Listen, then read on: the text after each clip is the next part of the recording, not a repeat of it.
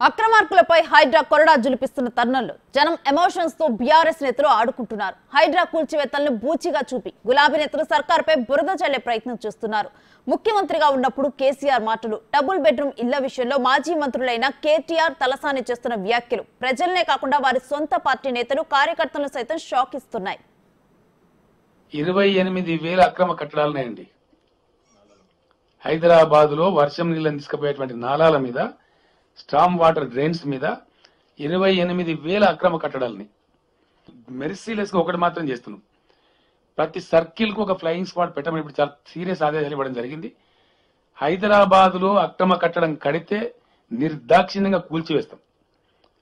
ఇక నుంచి అక్రమ కట్టడాలు ఎట్టి పరిస్థితుల్లో హైదరాబాద్ లో అనుమతించబడాయి. నంబర్ 1. కట్టదలుచుకున్న కూడా నేను హెచ్చరిక చెప్తా ఉన్నా, కట్టి మీ ఆస్తి చెడగొట్టుకోకండి, డబ్బులు పాడు చేసుకోకండి.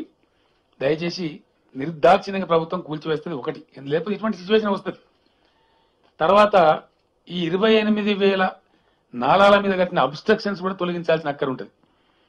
మీడియాతో నా ప్రార్థన, దయచేసి మీరు ఇప్పుడు ఎట్లయితే రిపోర్ట్ చేసినంత సమస్యను ఇవి కూల్చేటప్పుడు కూడా మీరు పాజిటివ్ ధోరణితో కరెక్ట్గా కూలుస్తున్న ప్రభుత్వం సపోర్ట్ చేయాలి. అది ధర్మం. ఎందుకంటే మరి సమస్య పోవాలి కదా. ఈ ప్రభుత్వానికి మనసుంటే నేను డిమాండ్ చేసినట్లు 40,000 ఇండ్లు రెడీగా ఉన్నాయి, డబుల్ బెడ్రూమ్ ఇల్లు. అవి మొదలు ఇచ్చి అలా గృహప్రవేశం చేయించు. తాళాలు ఇచ్చుడు, కాగితాలు ఇచ్చుడు కాదు, గృహప్రవేశం చేయించు. వాళ్ళ ఆడికెళ్ళి మొత్తం సామాన్లు తీసుకుపోయి సర్దుకుంటాడు చెయ్యి. అట్లయినాక కావాలంటే వాళ్ళని ఒప్పించి మెప్పించి నిజంగా 16,000 ఇండ్లు బాకీ ఉంటే ఆ వివరాలు పంపించండి, ప్రెస్ కు రిలీజ్ చేయండి. మోసం చేస్తారు ప్రజల్ని.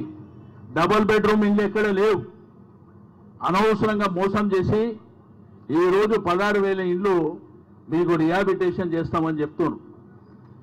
ఎక్కడనో జియాగూడ ప్రాంతం కానీ, లేకపోతే సికింద్రాబాద్ ప్రాంతం కానీ, ఎల్బీ నగర్ ప్రాంతం కానీ, అదేవిధంగా మేడ్చల్ ప్రాంతంలో కానీ కొన్ని ఏరియాలో కట్టిన ఇళ్లలో కొన్ని ఇండ్లే మిగిలినాయి. అంటే మొత్తం కలిపితే 7